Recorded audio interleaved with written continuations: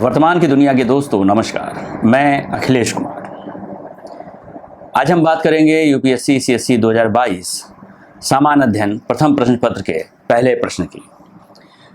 इस प्रश्न को लेने से पहले मैं आपको यह स्पष्ट करना चाहता हूं कि यूपीएससी का जो पेपर आ रहा है, लगातार बन रहा है, उसमें एक बात आप खास रूप में देख रहे होंगे।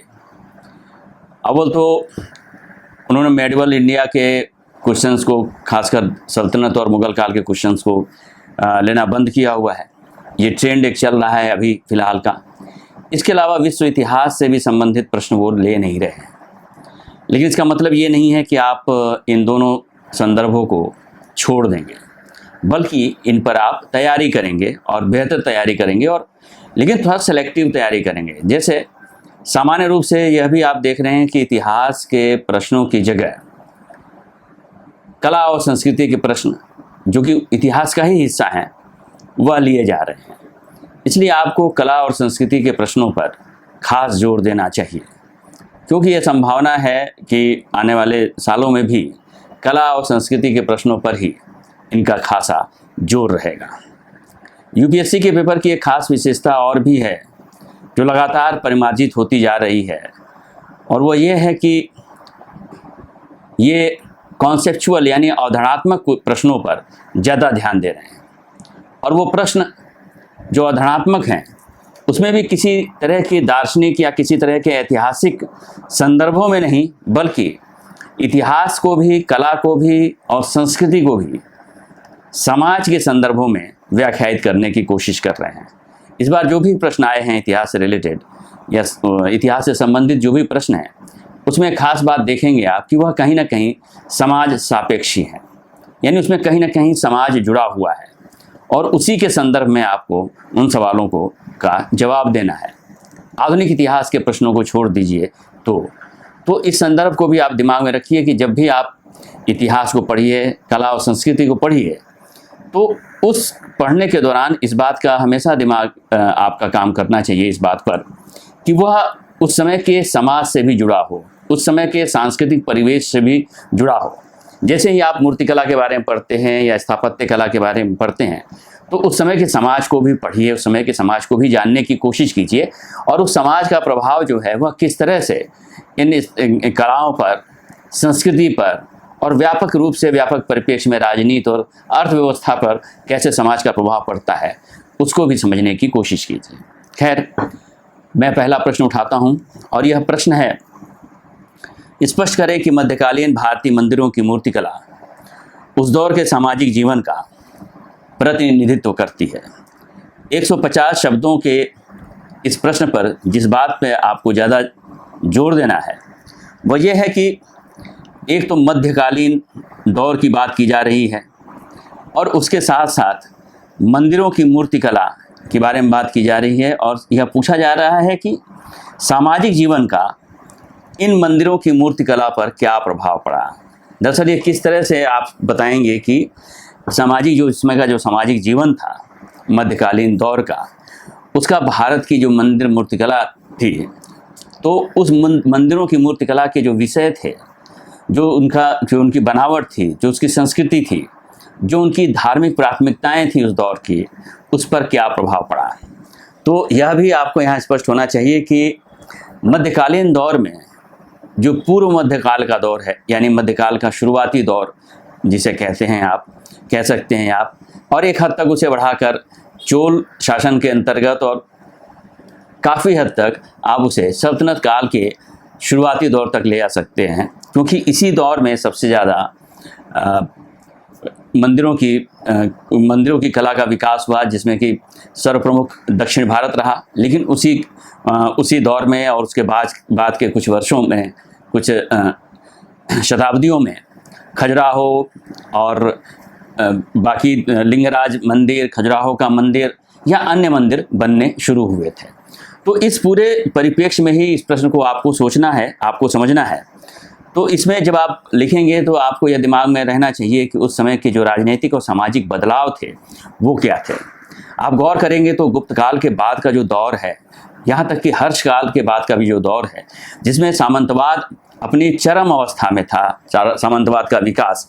जब सामंतवाद का विकास की बात होती है तो इस बात को हमेशा दिमाग में रखिए कि केंद्रीय सत्ता का कोई अभाव था, यानी किसी भी तरह की कोई मजबूत सशक्त केंद्रीय सत्ता नहीं थी, जैसे गुप्तों के समय थी या फिर हर्षवर्धन के समय कन्नौज में थी, जिसका व्यापक एक बड़ा साम्राज्य था। ऐसी कोई केंद्रीय सत्ता नहीं थी, बल्कि छोटे छोटे राज्य थे। और ये राज्य, इन राज्यों के जो निर्माता थे वो किसी न किसी तरह से जो पुराने केंद्रीय शासन वाले राज्य थे, बड़े साम्राज्य थे, उनके सामंत थे, उनके सामंतों की स्थिति में ही रहे थे ये। और उन्होंने ही आगे चलकर, उन्हीं के वंशजों ने आगे चलकर राज्यों की स्थापना की, स्वतंत्र राज्यों की स्थापना की। और इन स्वतंत्र राज्यों की स्थापना के साथ साथ न सिर्फ सामाजिक परिवेश बदला, क्योंकि जब विकेंद्रीकरण की स्थिति आई राजनीति में, तो आप समाज के स्तर पर भी देखते हैं कि उस समय जातियों और उपजातियों के संबंध में भी विकेंद्रीकरण की नीति आई। उस समय की अर्थव्यवस्था में भी विकेंद्रीकरण देखने को मिला, जो कि एक नगर आधारित अर्थव्यवस्था थी। वह नगर आधारित अर्थव्यवस्था उस दौर में आपको फैलती हुई दिखती है, और वह धीरे धीरे फैल कर वो ग्रामीण अर्थव्यवस्था की शक्ल में, आत्मनिर्भर ग्रामीण अर्थव्यवस्था की शक्ल में आपको दिखना शुरू होती है। तो इस पूरे परिप्रेक्ष्य में जबकि अर्थव्यवस्था बदल रही थी, उसका विकेंद्रीकरण होता है, राजनीति का विकेंद्रीकरण हो रहा था, समाज का विकेंद्रीकरण हो रहा था, तो निश्चित रूप से सांस्कृतिक मूल्यों का भी विकेंद्रीकरण हो रहा था। और यह जो मंदिर कलाएं हैं वह भी उसी विकेंद्रीकरण की अलग अलग प्रस्तुतियां हैं। अलग अलग राजाओं ने अपने अपने क्षेत्रों में इन मंदिरों की स्थापना की, और इन मंदिरों की स्थापना के साथ साथ उन स्थानीय स्तर पे जो नए समाज और नए जातियां, जिसमें कि आदिवासी समाज वगैरह भी है, जो मुख्य धारा के समाज से जुड़े, और उनके देवताओं को भी जिस तरह से ग्रह किया गया, स्वीकार किया गया, और मंदिर कलाओं में, मंदिरों में जो देवताओं की स्थापना हुई, उस देवताओं की स्थापना में भी आप एक विकेंद्रीकरण की स्थिति देखते हैं इस दौर में। और वो विकेंद्रीकरण ये था कि एक प्रमुख देवता के साथ तमाम अन्य देवताओं को भी उनके साथ स्थापित किया जाने लगा।